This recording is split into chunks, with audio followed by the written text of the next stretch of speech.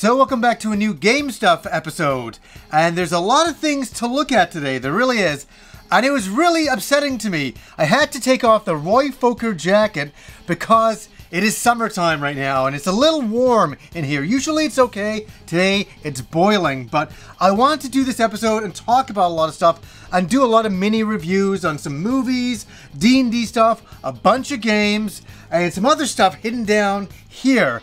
And we'll start off with something that's not so hidden right here. I thought this was going to come in a few months, maybe 3-4 months away. I pre-ordered it and I'm like, oh, we won't see that for a long time. And then it showed up yesterday.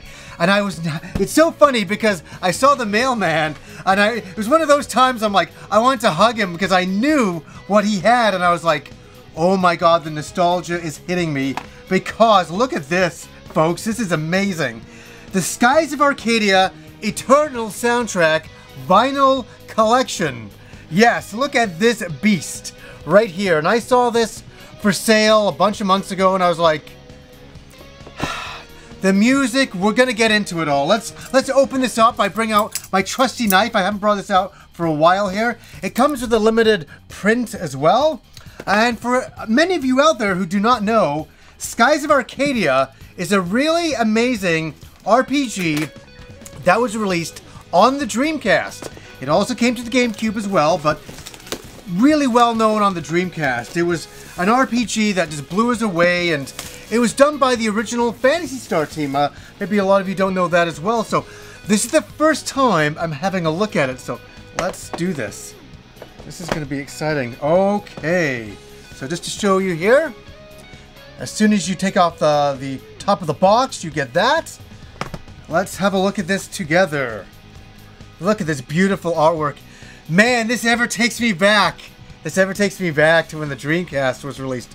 So, disc contents and some more great artwork there. And look back at the story and all the character artwork. Wow. This is so amazing. This is a lot more amazing than I thought it was going to be. This is really in depth. Wow. So I just got to keep on showing you everything here. Really cool. Hidden messages going on there. And oh, look at that. Look back at the development team. Oh my God, all the people who worked on Phantasy Star. That's great. And they're all I gotta go and read this later on. The composer. Oh, look at this. The world map. It's kind of funny to have the characters looking at the world map and then the world map's right there. Wow, this is a really nice book. This is a really nice book. And then just some more beautiful stuff there. Wow. Color me impressed. Color me impressed. And this will be the discs themselves. Wow. Look at this. Disc 1. And let's just open this up. Everybody always gets upset when I touch the discs. Well, you know what? Deal with it. It's a beautiful looking disc. And I have a t-shirt with that design on it as well. I've had that, oh my God, for maybe around 10 years now. That's really nice looking. You know, so my history with the music is I remember one Sunday we got the demo of the game. It came in a Dreamcast magazine. And me and my friend Satan and a girl I was seeing at the time, we put it in and we were very hungover because we were partying the night before.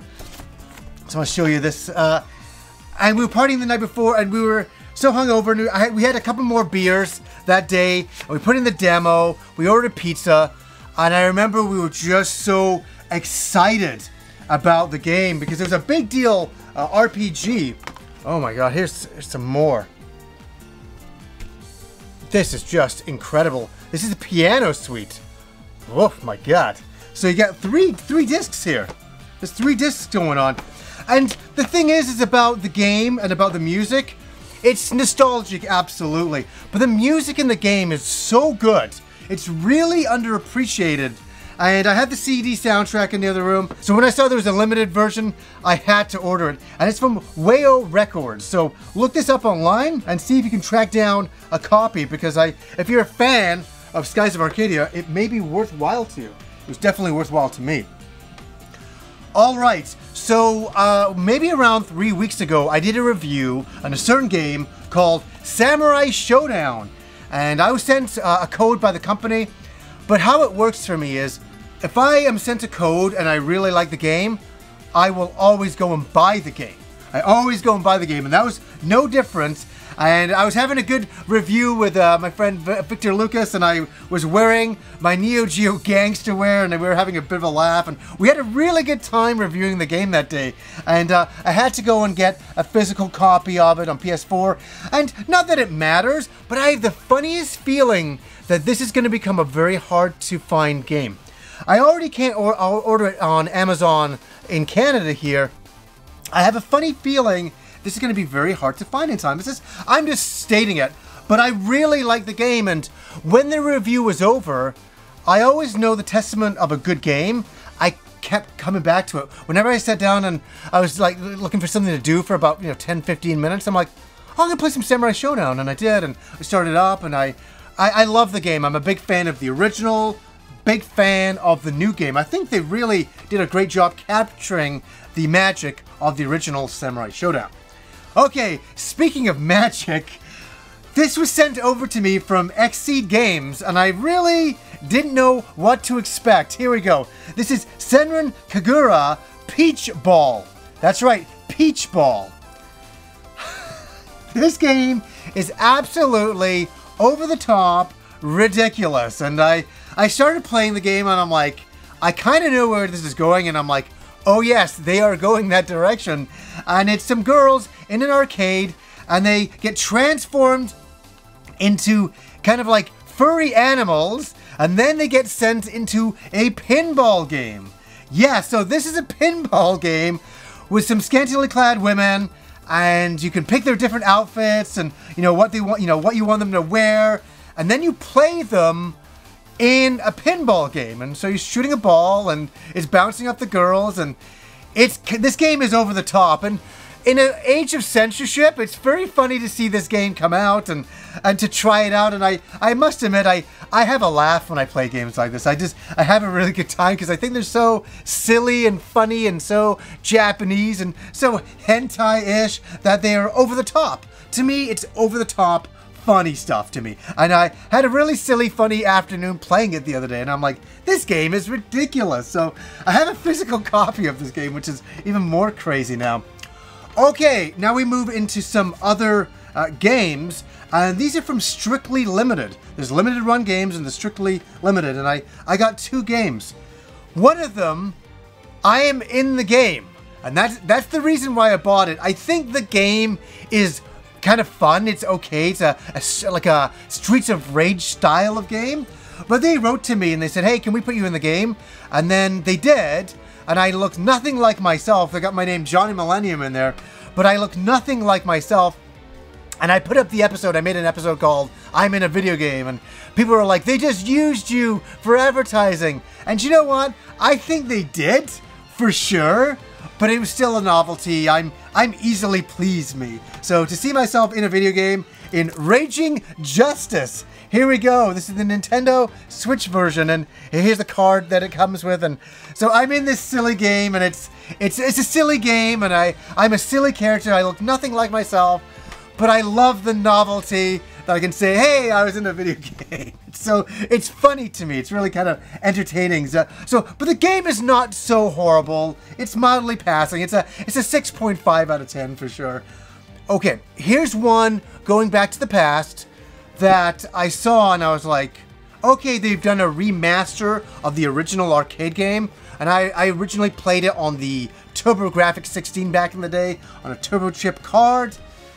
And they have done a remastering of it, of R-Type, and it's R-Type Dimensions. And this is by, again, Strictly Limited. And here is the card for the game.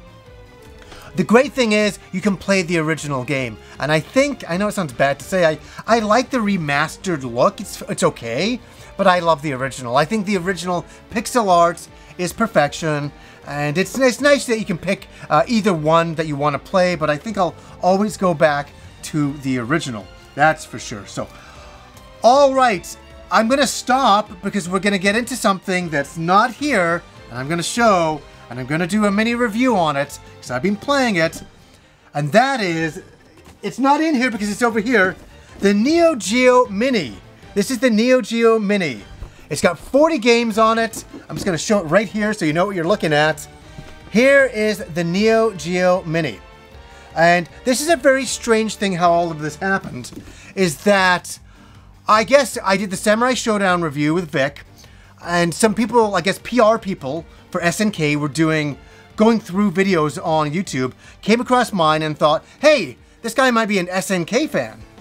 They were right, so they emailed me and said, would you be interested in checking this system out if we send it to you? I'm like, absolutely. This is one of those times when PR is working fantastically well because I'm a huge Neo Geo fan and I was really interested to try this out. So let's start off with the machine. Here it is. It's a Neo Geo Mini, small screen, little joystick going on here with the buttons. You can, I want to show this.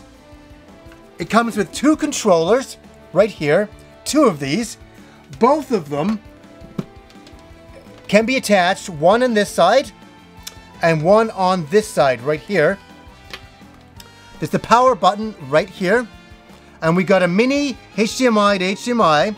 And then we have a mini USB for charging it and for plugging it in to play it. So you can't play it without it plugged in to the USB, which is kind of unfortunate. So that's one thing that's kind of like, it's not portable in that regard. So that kind of is a little bit frustrating. Here's the box. We'll just show the box. Obviously, it's empty because I've taken the machine out. We got an extra controller in there. And here's some games on the back. We have 40 Neo Geo games. 40. So how is this thing? How is it? It's not bad. I will say this, and I'm going to turn it on. I'm going to plug this in and turn it on so you can see. I got it plugged into USB right here. See the little light comes on here? I want to show it to you up close. So here it is. Here's what the screen looks like. And we can flick through all the games. I'm going to start a game right there. And I've also captured some footage which I'll show in a little bit. But I just want to show you what this looks like from here. You know, give you the real perspective. It's one thing when we're sitting on a table, but try not to get any glare on there.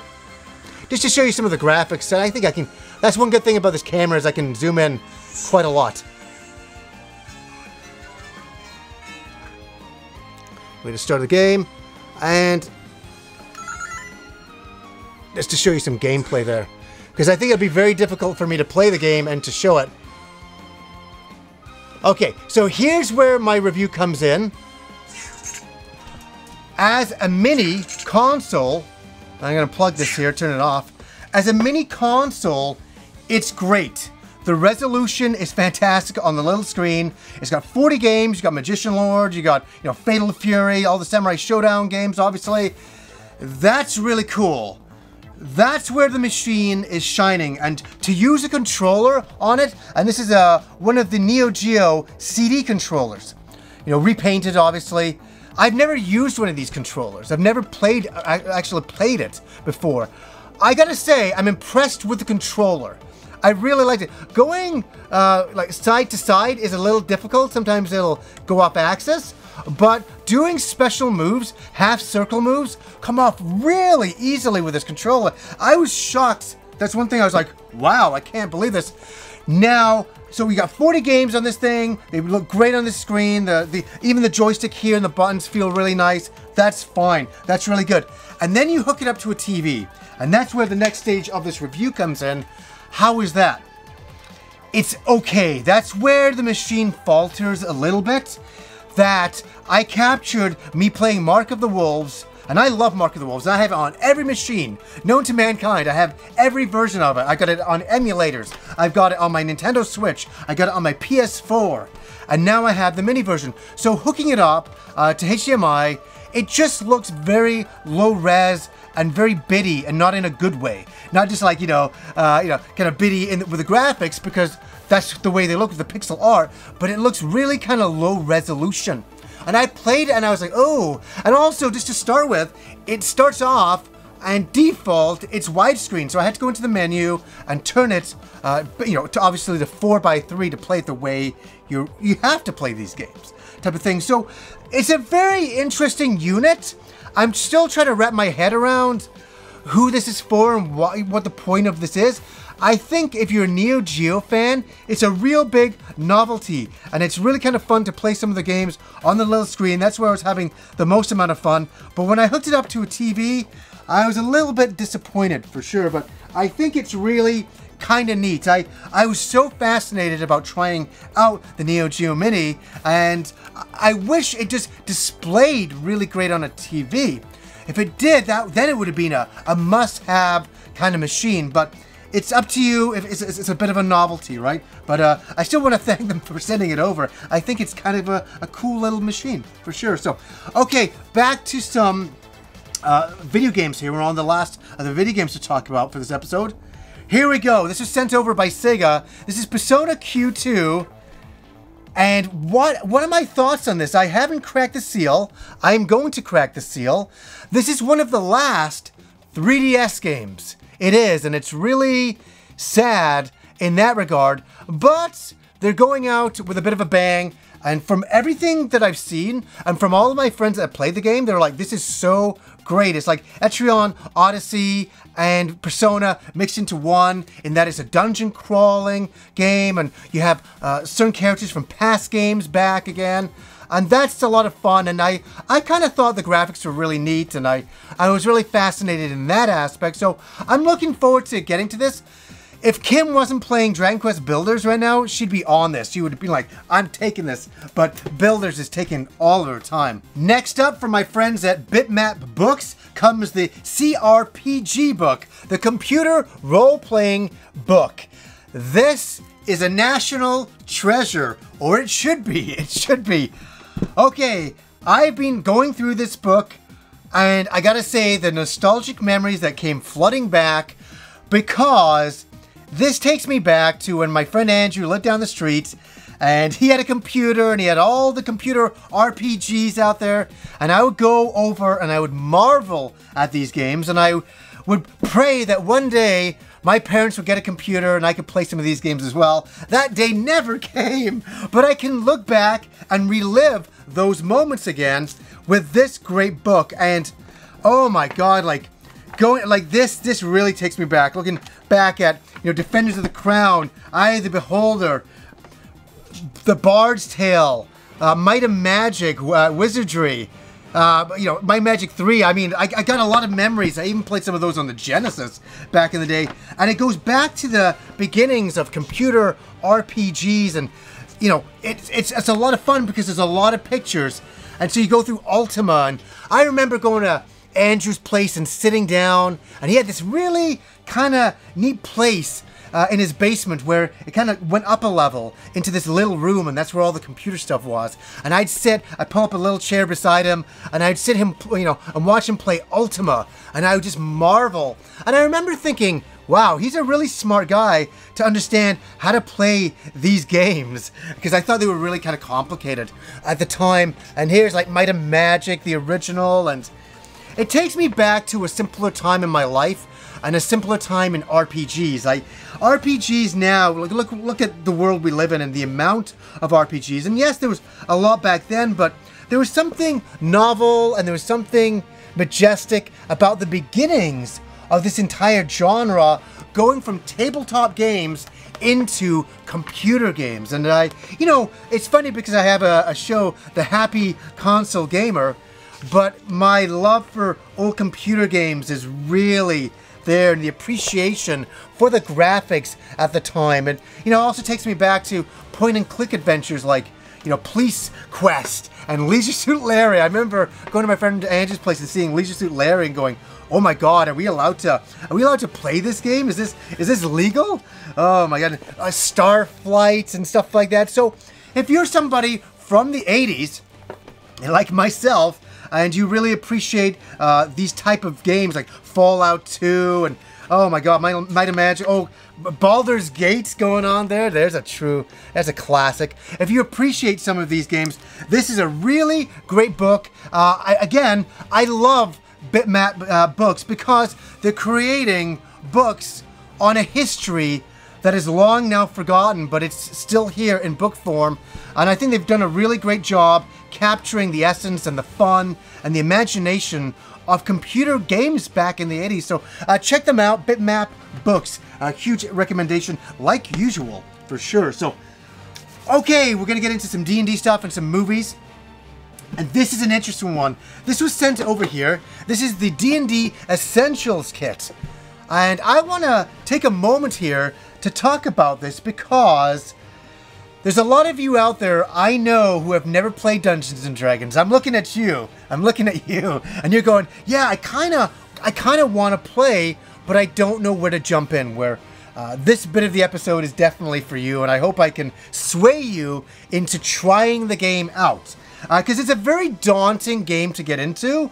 It's so, the learning curve is really there. I've invited friends recently to come over and they're like, but John, I don't know how to play. And I said, listen, I'll teach you how to play as you're playing the game, and you'll figure it out in half an hour, and they figure it out in 15 minutes. It's when you're playing with some people, seasoned veterans, it's very easy to pick up. You pick it up really quick.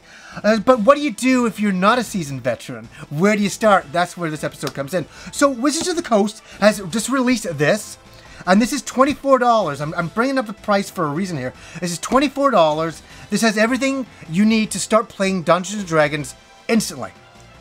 There's also, and I picked this up years ago, another way to start. This is the starter set, and this has everything you need to start playing Dungeons & Dragons right away. This is like $13. So look at the entry point here. If you're on the fence and you're like, I don't know, $24 is a lot of money, I don't know if I want to jump in there. For $12, $13, you can start playing Dungeons & Dragons. You can. It comes with dice and everything you need. That's the starter set.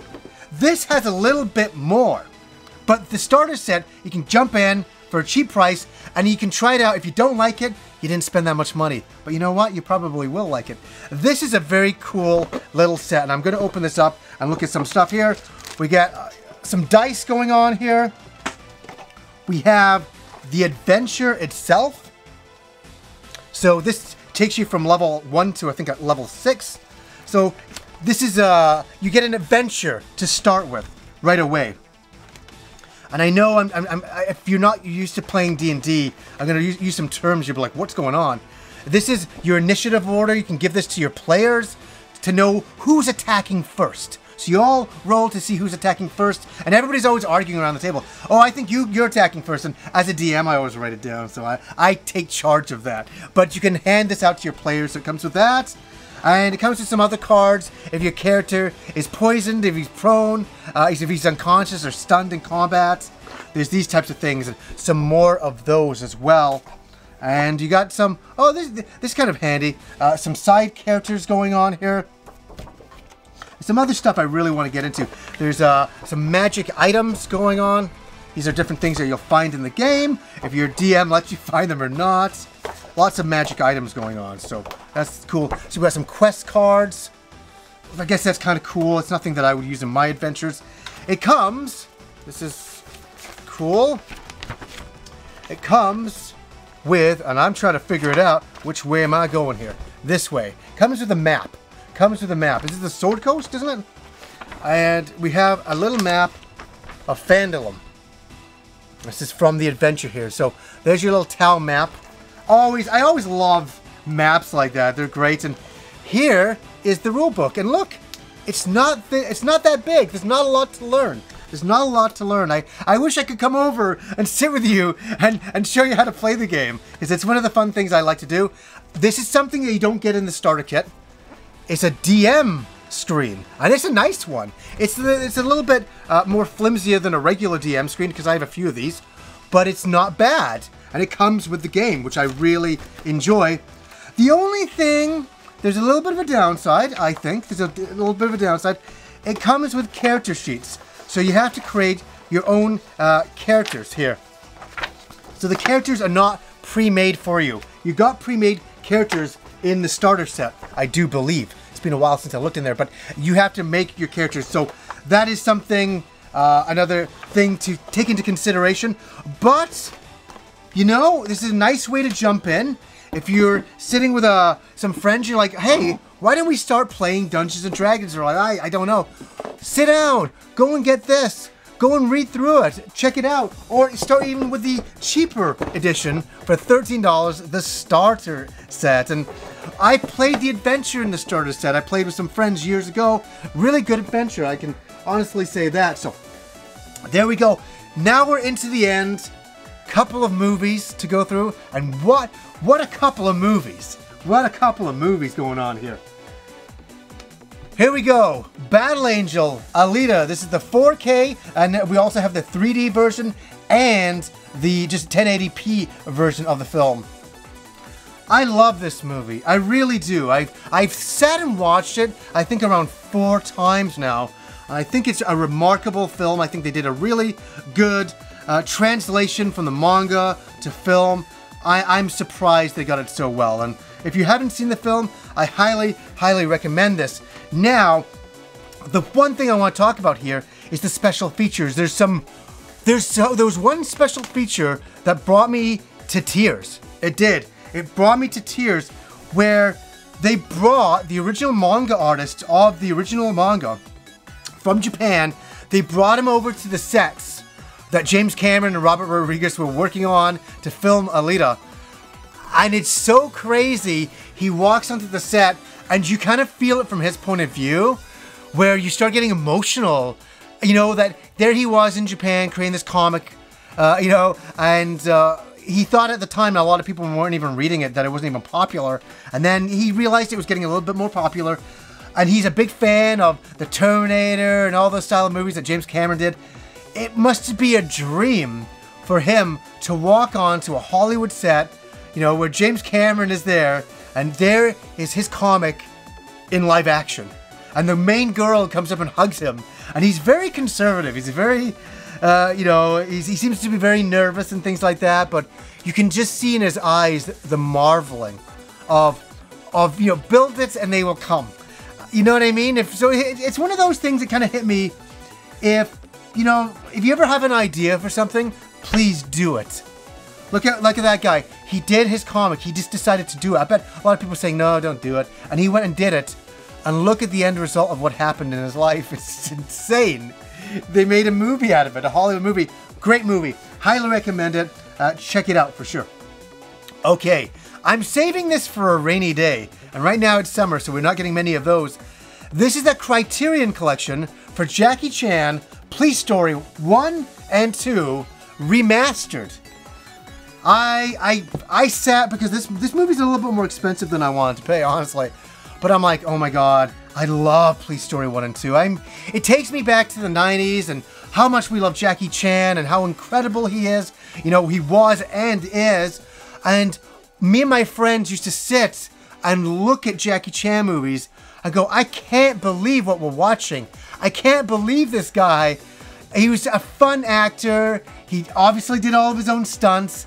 And then at the end of the movie, you'd see all the ways that he hurt himself and you're like, oh my god, how much he gives to his movies. And these movies are so classic and are so beyond reality and are so a product of the time and something you'll never see again. And that's why I said, yes, I have to get these movies. So I'm waiting for the right time to sit down and to really take it in again. Because it's been a few years since I've seen these movies. I do have them on Blu-ray, but a Criterion Remaster, count me in for sure. So anyways, guys, there was a lot to get through there. There was a lot of fun to be had and really some fascinating products. The Neo Geo Mini is really interesting. Definitely try to jump into Dungeons & Dragons. Make it this week to start for sure. Dungeons & Dragons is such a wonderful game. It's the only game that you can get all of your friends around a table playing, or even on Skype. But I prefer around a table. I like the reality and having some fun and having a good laugh with my friends. That's what it's all really about for me with D&D. And I just want other people to have that kind of fun. So hopefully you guys enjoyed this episode. So anyways, guys, until next time.